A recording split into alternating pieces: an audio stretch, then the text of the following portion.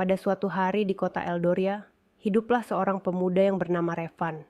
Ia mengalami lupa ingatan karena kejadian di masa lalu yang membuat kepalanya cedera. Suatu hari, ia memutuskan untuk berkelana ke beberapa penjuru tempat. Ia berharap dengan itu ia dapat memulihkan ingatannya lagi.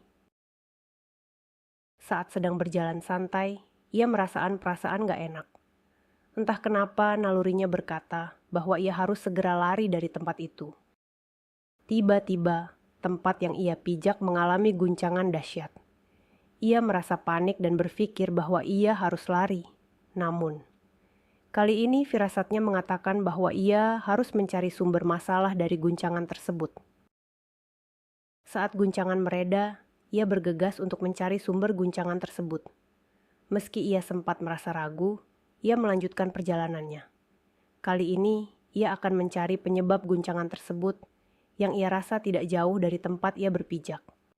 Saat ia masuk semakin dalam ke hutan, ia terkejut.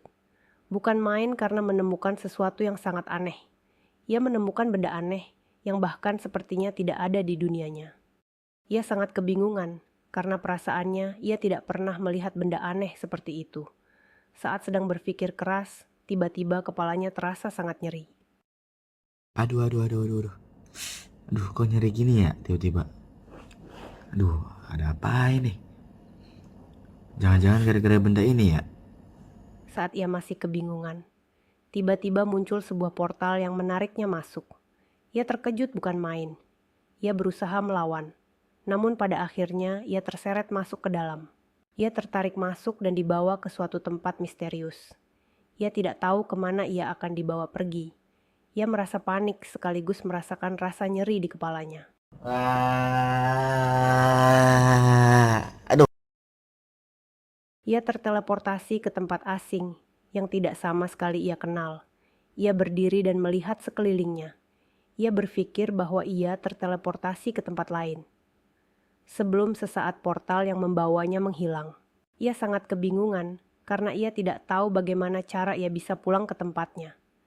Sebelum ia mendengar sesuatu yang mendekat ke arahnya, ia takut mengira bahwa itu adalah makhluk yang menyeramkan, namun ternyata